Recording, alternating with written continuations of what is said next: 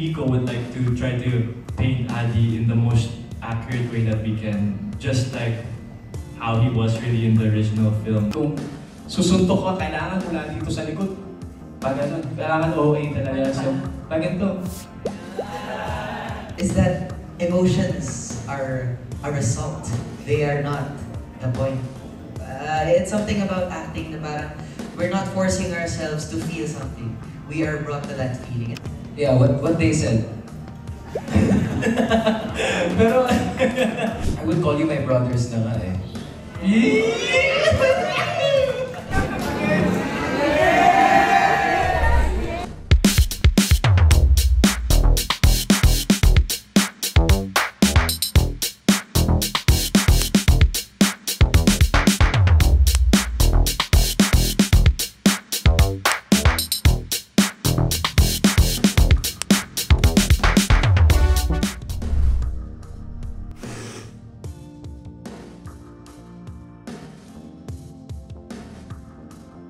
Yun nga, grabe. It's a surreal feeling. Honestly, it's really a full circle moment for me because yun nga, my dad started his career as Adi in Bagets, and now I'm blessed to say I get the chance to play his character din, Adi in Bagets. So it's surreal talaga. Sa advice naman, wala masyado, but he's just overall excited for me and he wants to see how all of us as a cast are gonna do this show together, right boys?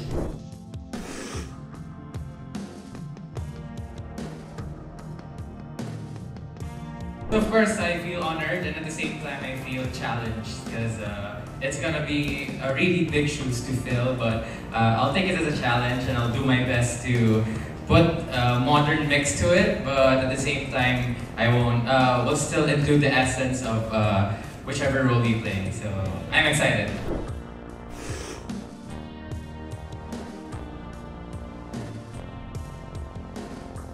Yung mga exercises po talaga, it's super different. Like a completely different world talaga compared to TV, and everything is just so much more exaggerated. We have to be more open, and definitely it's like a big learning experience for as a TV actor going into theater. The gap or the requirements really is a lot different now coming from the screen to on the stage, right? Even the whole process of preparing for the show and all the workshops that we're doing, it's a lot different from the tasks that we need to do when it comes to filming and the preparations for that. But overall, I believe we're all learning it slowly. And some of us here too are already experienced in theater, right, Noel and Miko? But I think for us, really, it's just about building the bond that we have. Because above everything, naman, above all, the chemistry that we share as an ensemble or as a group is really important, and we'd like to replicate that as much as possible when it comes to in person on the stage. There's no take two.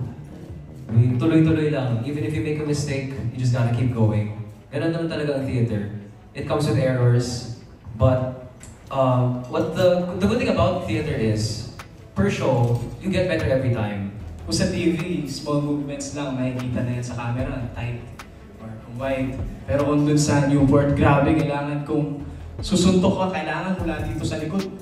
Pag ganun, kailangan OA talaga. So, pag ganito. Idadagdag ko na lang po na with theater, there are a lot of shows and we're gonna do it a lot of times compared sa TV or film na kapag nag-shooting kami, there's take 2, there's take 3, may editing. Sa theater, it's live and we have to be consistent every time.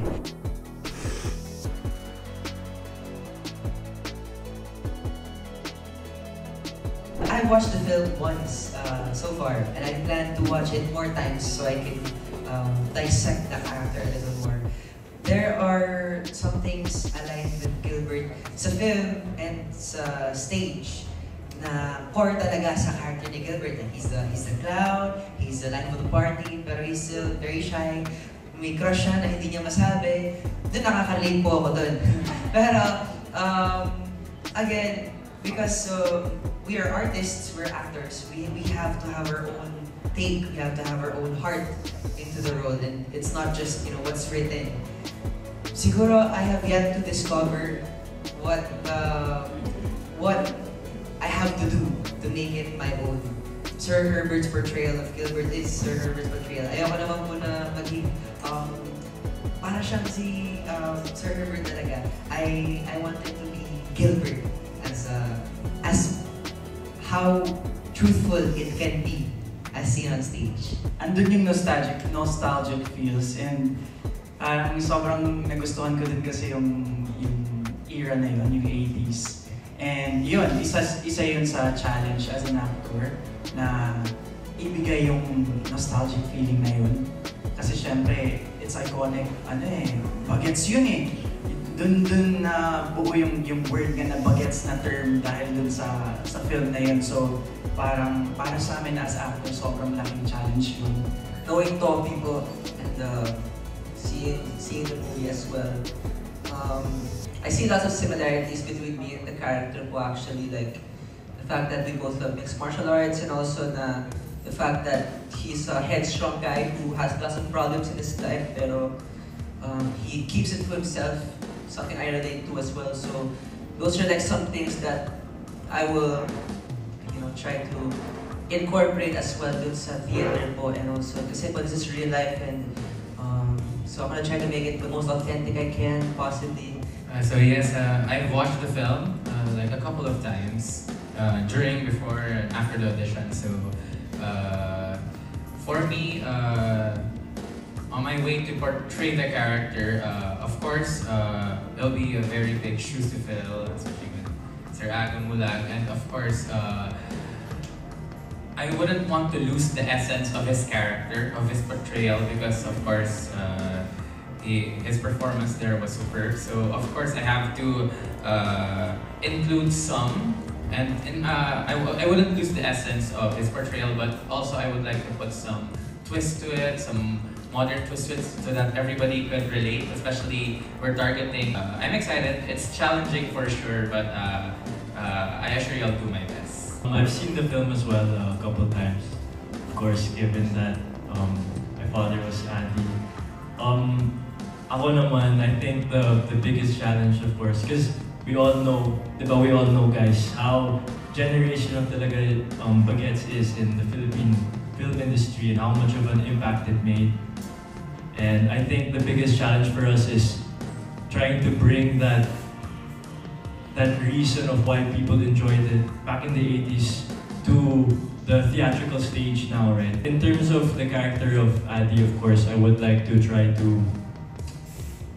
give him the best. Miko would like to try to paint Adi in the most accurate way that we can, just like how he was really in the original film. I think yung character niya medyo, on my end, is much easier to portray, especially I think in my own case, meron akong mga kakulitan na kahit mag-mature pa, nandyan pa rin yung kulit na hindi, kumbaga wala sa age yung kulit.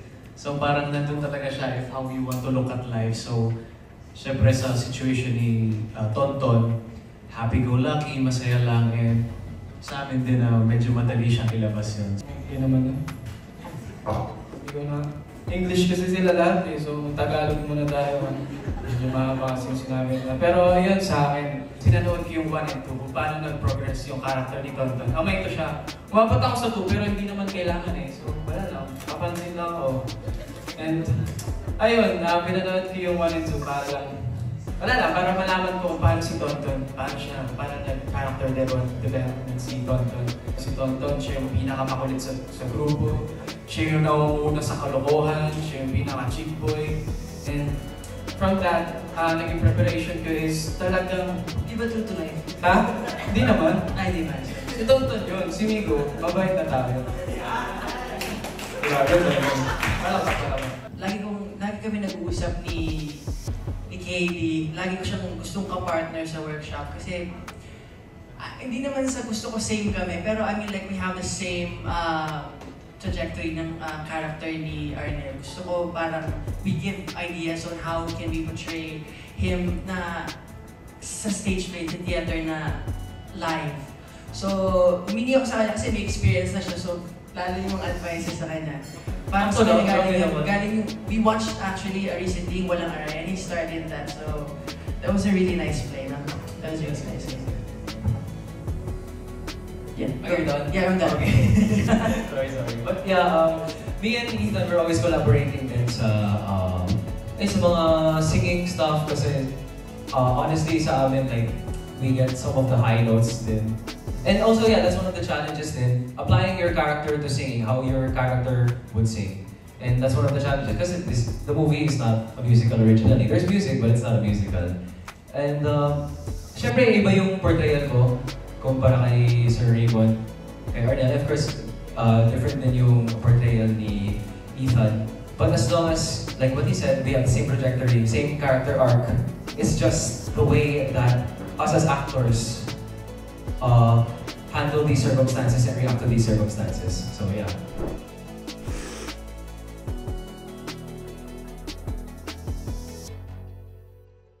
Natutuwa ako kasi yun nga, growing up, I looked up to my father, and now na I'm already reaching, or I'm at the age where he more or less was working already with other films.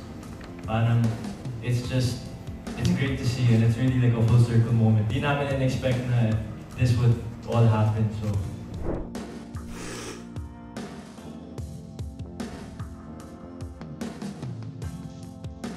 Keep it up. Ayun nga, parang everything that he experienced or that he went through in his life, and how me and my sister or our family came along, everything that happened was like really a stepping stone coming to what it is, which is now, right, where I'm here. And of course, the legacy of my father is really something I really look up to, because he really appreciates and enjoys his craft, and he loves his job. And as much as possible, I try to do the same thing, and I really try to love what I'm doing, which I do. And I think we all love what we're doing, diba guys?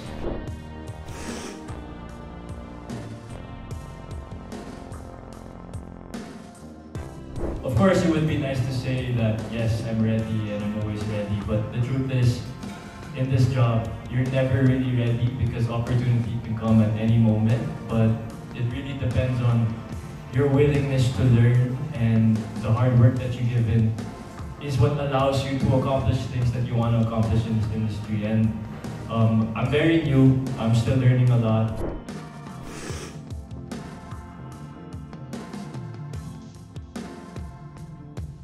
Is that emotions are a result. They are not the point. It's something about acting na parang we're not forcing ourselves to feel something. We are brought to that feeling. And that's something that I learned siguro just recently. And I haven't really thought of it that way. Actually, yun yung napansin ko na sa preparation po namin with a musical. Yung togetherness namin. Kasi, syempre, yun yung makikita mo on stage talaga. Magmamarka yung bond namin as a barkada. Growing up, facing challenges, and just trying to do the best we can with what we have, and knowing the story and all. Grabe po talaga. I can relate with Toby so much with his, the way he is, and also his attitude. So, I learned a lot of stuff po talaga. Although I'm an experienced theater actor for like half of my life, I crave to constantly improve myself and to really dig deeper into it. Especially, it's a new production, it's a big production, it's an iconic production. Ang napansin ko talaga with all of us or in this group, since a lot of us are new or come from a different background, we're all very eager to learn. And that's what I really appreciate about all of us, is because I see how hardworking all of us are when it comes to doing our workshops. The beauty of mistakes. Wow, ganda ng intro. Ganda ng intro, di ba? Talagang pumapunta boots. And the beauty of mistakes is that it teaches us to improve, to learn, to strive better, and especially in life, parang improvement is a choice. Ayun, yung mga natutunan ko dito is, wala, enjoy mo lang. Hindi mo kailangan pressure yung sarili mo. Pero still, kailangan mo ibigay yung lahat para maging maganda lahat o para mag-contribute sa performance namin lahat. And kailangan magtulong-tulungan kami, intindihan namin yung bawat isa. Kasi ilang months pa tayo magsasama-sama niyan. Magkakasawaan tayo sa mga mukha natin. And Every day, meron po ako na-realize something. Especially when I attend all those workshops while we do with Benta po. Every day, every time I go there, there's always something to learn. There's always something new na akala ko minsan na, ay, alam ko na yan, pero you would learn more ba sa mga binibigay nila. Especially with acting. In terms of acting, sobrang iba po yung theater. Doon ko po na-realize na there's so much different techniques that you can do, so many approach. Yeah, what they said. pero ano, like, what I learned po talaga is, chemistry is unreplaceable. Like, you can't fake chemistry. And I really do I'm very confident to say na all of us, all 10 of us, we're all, I would call you my brothers na nga eh.